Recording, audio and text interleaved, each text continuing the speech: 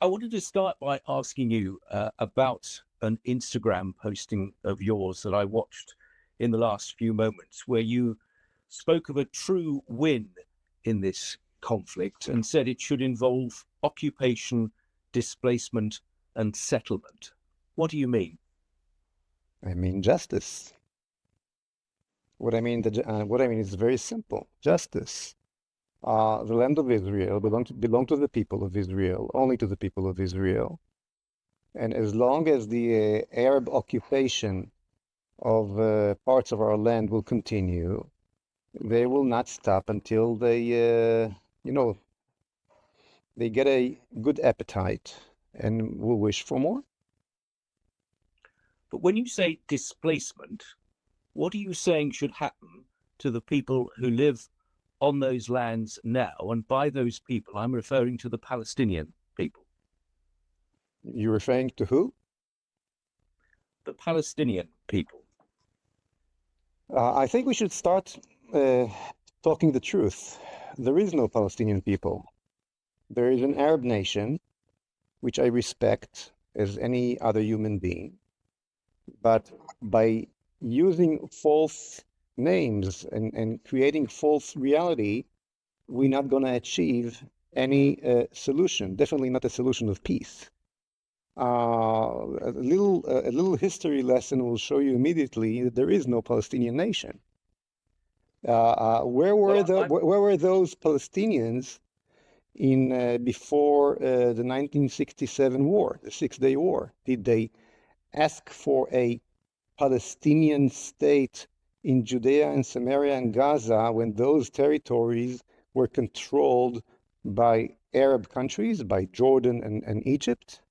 No, they're asking for the last square inch of where is there a Jewish sovereignty at that moment. So this whole invention of Palestinian nation is a weapon in order to destroy the Jewish sovereignty on their holy land. That's the whole story here. So you will excuse me if I will not so I'm asking your May I ask a question? 1 second, I'm just finishing. So you will excuse me if I will not compromise with this language that represents the biggest lie in the 20th century. There is no Palestinian nation. Okay, you have made that point and people will have heard it, and you know only too well that a lot of people listening to that will hugely run counter to what you have just said.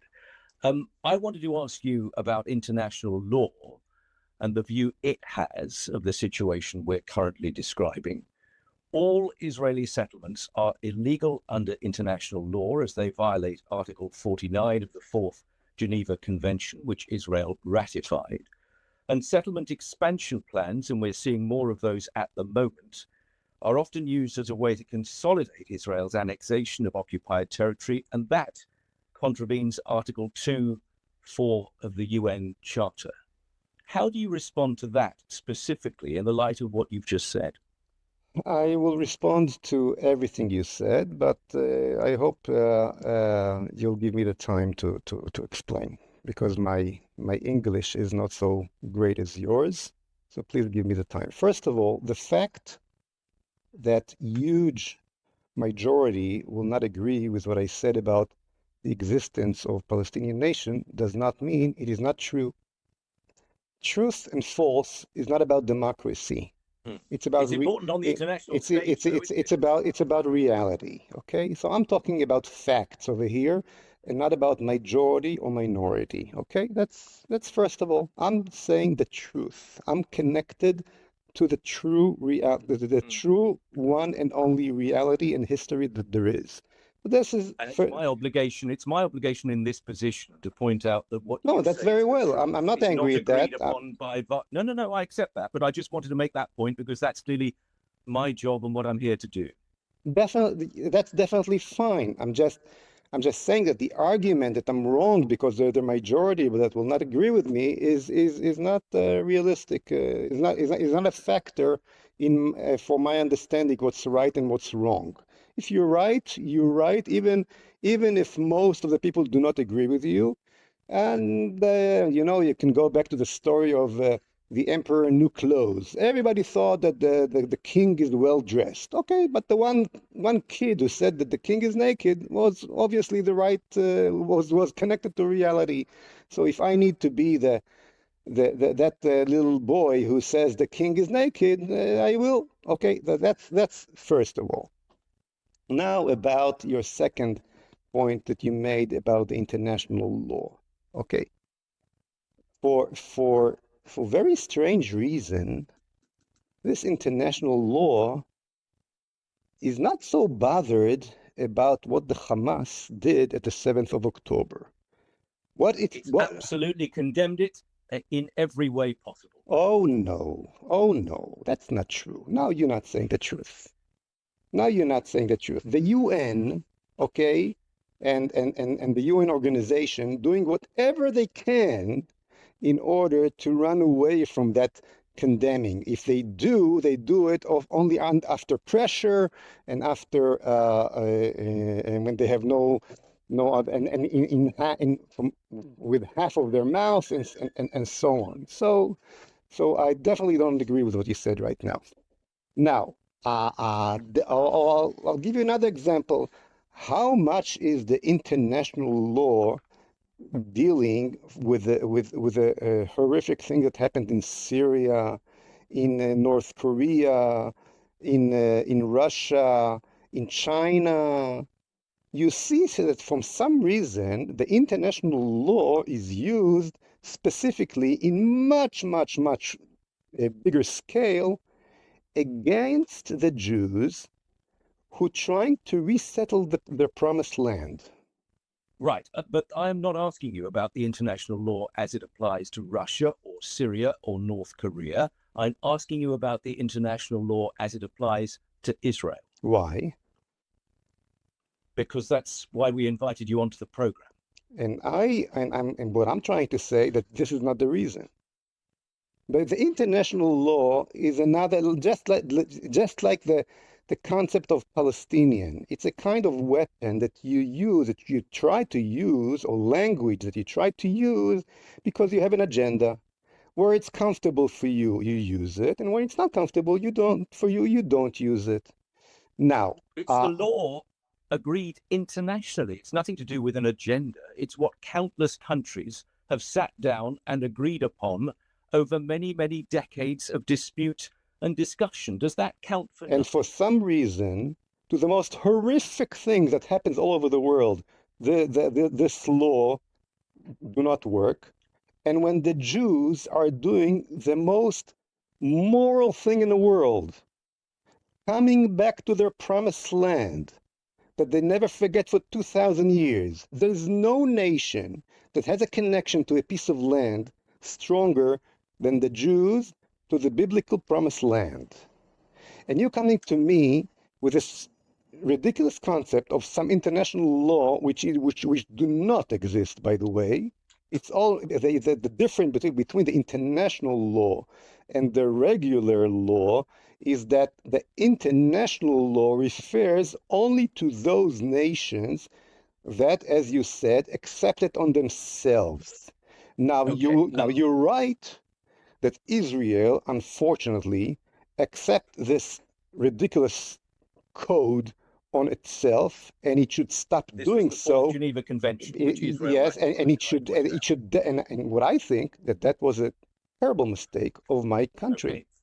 Fine, you have made that abundantly clear. Can I go back to where I began? Yes. This word displacement. I know you won't accept that these people are Palestinians. For the sake of this question, would you mind at least acknowledging the existence of people who are not Israelis on that land?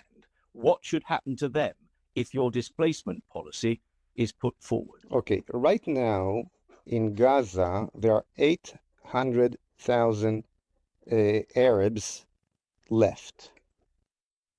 Some of whom are starving. Will you listen to me till the end? Right now, there is no 2 million, no 1 million. There are 800,000 Arabs in the Gaza Strip right now. And the only reason that they are still there and they're not leaving as the huge majority of their neighbors wished to do and did, and actually paid before the 7th of October thousands of dollars to leave this place and find their future in a much better place. The reason that they don't, independent verification of that. the reason why they don't leave is because different forces all over the world don't want to let them leave because of a political agenda. They would love to leave the place. Why should they leave? It's their home. They live there. They should leave because it's a terrible place for them. And most of them, if you, the fact is that that they left in the last. No, they're still there. There are hundreds of thousands of them still there. All I'm saying is open the gates and let them. Don't stop them from fulfilling what they wish to do. Now yes, I do. That's what I'm trying to explain to you. They don't want to leave there. They are being used as a political card by evil forces. They're being used and called a fake nation in order to become a weapon against the Jews. And now the fact that the international law, I'll tell you immediately, the international law was never raised when they shot missiles against Israeli cities during the last 30 years since Israel left the Gaza Strip. Well, once again, that was widely condemned by the international community on every occasion. It was widely condemned. I disagree with what you said. What you said now is not truth. It's the opposite of the truth. It was not wildly condemned. Basically, the world accepted. Okay, Israel left the Gaza Strip. They continue shot missiles against Israel, which ended with what we got at the 7th of October. And all this interview right now is about the bad Israelis and not the bad real occupiers that took our land and murder and raped and did what they did at the 7th of October, this is ridiculous. You putting yourself, my dear friend, on the evil side of humanity right now, at the way this interview is happening, because all this interview, and you cannot say it's not, it's about how bad the Israelis are and how difficult it is for them. Well, these people, these people, let me just finish that. These people voted, 80% of them voted for Hamas. This is not an organization separated from the people of Gaza. The people of Gaza are Hamas. Totally Hamas, okay? They're not totally Hamas. They all responsible. You are wait. So let me ask you a question. Don't you have any kind of responsibility to the leadership you're voting for? Let me ask you about. Why don't you answer? Because I'm asking questions rather than answering them. Let me ask you about where you think all of those people should go if they were to leave along the lines that you described. Exactly, we're about 1 million left already. Okay, they decided to go to Dubai. They decided to go to Europe. Many of them going to Turkey. They have 22 Arab countries that talk their language. The British Empire already cut the land of Israel to two in the 20s. When it was actually Winston Churchill before the war, and created Palestinian state on the land that was supposed to belong to the Jews on the eastern side of the Jordan River. It's called Jordan today. They have the whole world to go to, definitely all the Arab world to go to. The Jews have only one place, and this is the land of Israel. And this is the land of Israel. Create thousands upon thousands of refugees and then see what happens, and you hope they'll be okay. That's roughly where we're coming from. on that, as far as I can tell. If you don't, if you no, you don't say just throw this sentence and continue. My obligation is to care about my people. Let me tell you something very simple. There was no Nukhba forces that crossed the channel in 1930 in World War II from France, German Nukhba forces that slaughtered kids in London and raped women in any other city of England, and yet you, the British people, burned to ashes every German city you could get to, including men, women, and children. You are the last one to come with any complaints to us when we when we wish to take care of our own people, our own nation, on our only little land, holy land that we got here in the Middle East. Can I ask you about the situation on the West Bank specifically? Again, I'm going to quote United Nations figures, which you may contest, but that's obviously for you to do if you choose to. But according to the United Nations Office for Humanitarian Affairs, and these are figures between the 7th of October and the 20th of February this year, there have been settler killings of 8 Palestinians, 111 injured, and the displacement of more than 1,200, including nearly 600 children. 561 incidents of Israeli settler attacks against Palestinians in that time. You know, I hear those figures and I laugh. I really laugh. It is so ridiculous. It's so ridiculous. Never happened. First of all, never happened. It is so ridiculous. You have here killers. You know, it's like I don't know even where to start. I don't know where to start. So there's no settler violence against Palestinians in the West Bank, despite those figures from the United Nations. At all, nothing. I mean, look, if a raper catching a woman and she's screaming and yelling and she's biting his finger, okay, and then you say she was violent. This is what you do right now. This is what you do right now with these questions. Let me put the figure to you. The figures. Why should you lie again? Why should you lie again? Yes, you are. You're lying to your people. Listen, I live here. No, but the United Nations, that you're quoting, basically are on the evil side today. You're helping the terror. You're helping terror. You can quote for today. Look. There must be a realistic base that we are talking and referring to. The United Nations is not a realistic base. The United Nations is more part of a terror organization today. What are you talking about? Well, the murder, listen to me, good mister. The terrorists coming from the Arab side, the attackers, the killers, the slaughters, what are you talking about?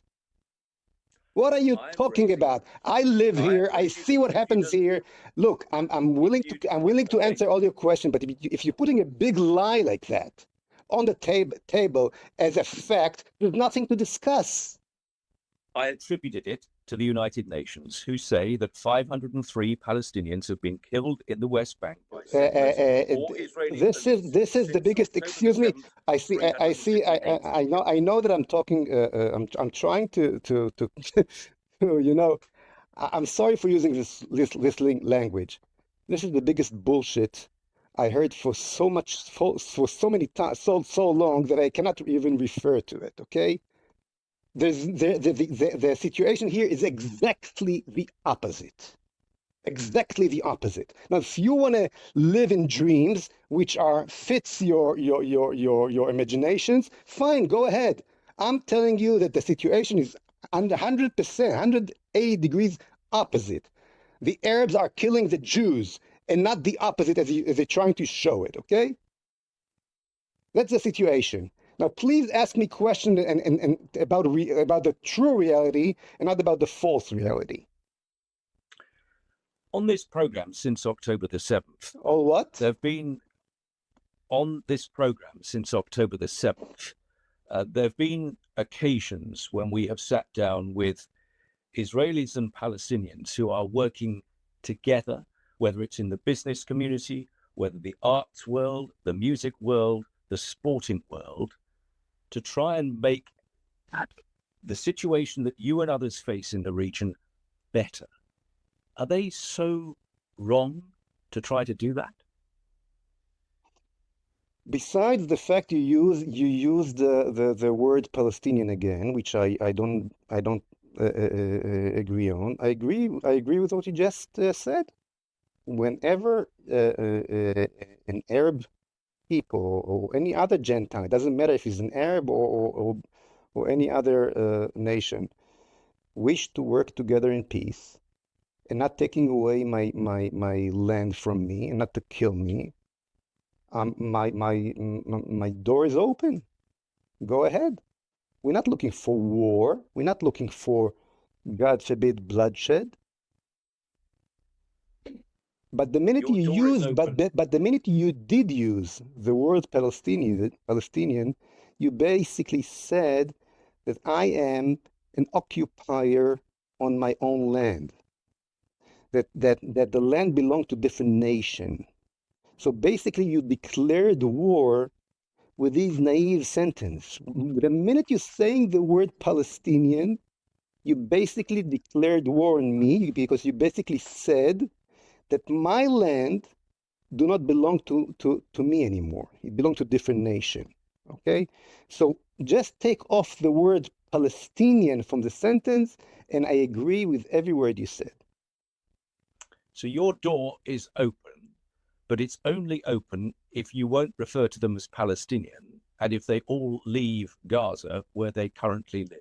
My door is fully open to any kind of good relationship with any nation in the world as long as they accept the fact that the land of Israel, the biblical land of Israel, belongs to the Jews and only to the Jews. So your door is open, but solely on your terms. Oh, I'm willing to talk to you only if you'll give me half of London. Is your door open to me as well? With this wish of mine? Can we talk about it? I think you know well that London is not in my gift. The point I was making is that if you only open your door when the people walking in already know they've lost before they even pushed it open, no one is lost. What's the point of them walking through it? No one is lost. No one is lost. They will see it as a loss. Well, a huge loss. If you want to declare war without saying it and wish to me to give you my land, you're basically declaring war, and you'll find war, and I'm going to win that war. Let me tell you, I'm going to win that war. The path you're taking, that definitely represented in this interview, the path you're taking will promise that the war will never end, the bloodshed will never end, and one of the forces that will be responsible for it is the BBC. Because when you're taking this side, the evil side of history, and you should understand that the Jewish nation is coming back to their promised land after 2,000 years, exactly as it's mentioned in the Bible. Okay, it's a biblical move, what's happening right now. It is a promise, it's a moral promise and moral direction for the redemption for the entire humanity. It is something that the evil forces of humanity are trying to stop. You should understand that the reason why the Balfour Declaration was given from the first place was exactly because of that. Because the good side of the British nation realized after World War I that we need a different message that will come to the world from the promised land, to the entire humanity, that the Jews has to come back to their promised land and create their nation again and radiate from here to the entire world the true message from the true message, the true moral that all the believers in the world know that will come from Zion. And those forces that you represent right now in this interview, who trying with all kind of lies, like Palestinian nation, like Jews are that murdering Palestinians, so-called Palestinians, and so on, trying to stop this amazing redemption of what we see here when the Jews are creating their promised land again. Basically connect themselves to the evil side of history. You should understand that. Amidst all of this, there are still significant numbers of Israeli hostages being held by Hamas in Gaza. How does anything that we have discussed in the last 15 minutes or so help them? If Israel would have won that war in the first week, as it should, react just as you, the British people, acted in Dresden, in Hamburg, just as the Americans acted in Hiroshima and Nagasaki. Show the evil its right place in the world. There's no place to that kind of Islamo-Nazism in history, in the world. If Israel would have acted the way it should have, the war would have been behind us already after the first or the second week, because the IDF is much stronger. And I'm answering your question. And then there would have been no humanitarian, so-called humanitarian aid to who? To the Hamas. No fuel. No, because you cannot breathe in these times. You talked of Hiroshima, of Nagasaki, of Dresden. We do not need to do this. Excuse me for not explaining. All we needed to do is to close the water, close the gas, close the electricity, and let them come out of the tunnels with the refugees asking for mercy and for their lives. Instead of that, we did exactly the opposite. Stupidly. Punishment, in other words, collective punishment. What do you people living in Gaza were punished? Who do you think the war is against? Excuse me, who's the enemy?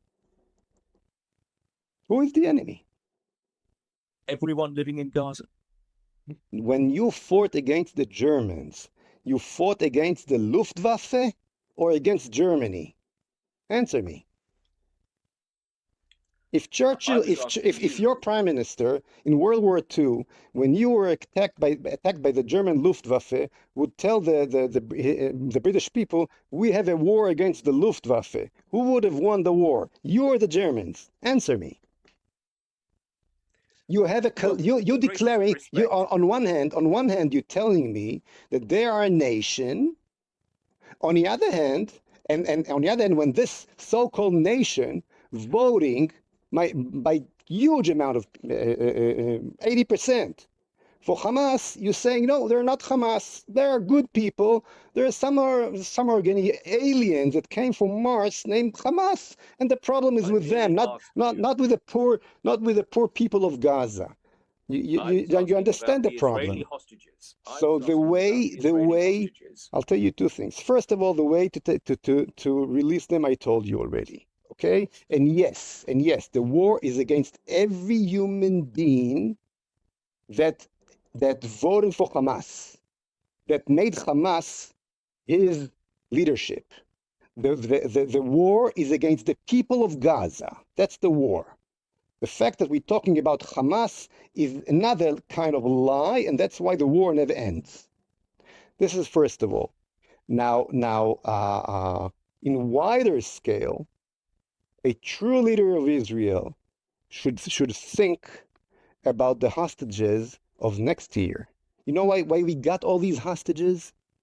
Because we released terrorists in all kind of deals before, including Sinwar himself, who sat in Israeli prison. So sometimes leaders have to do, they have to think of the interest of the entire nation and not only of the individual, and this way they're saving lives in the future. So your answer lays between these two corners. Okay. I think we'll draw the conversation to a close. Thank you so much for your time, Mr. You're very welcome. Thank you. Bye. I wish you well. Take care. Thank you. Bye-bye.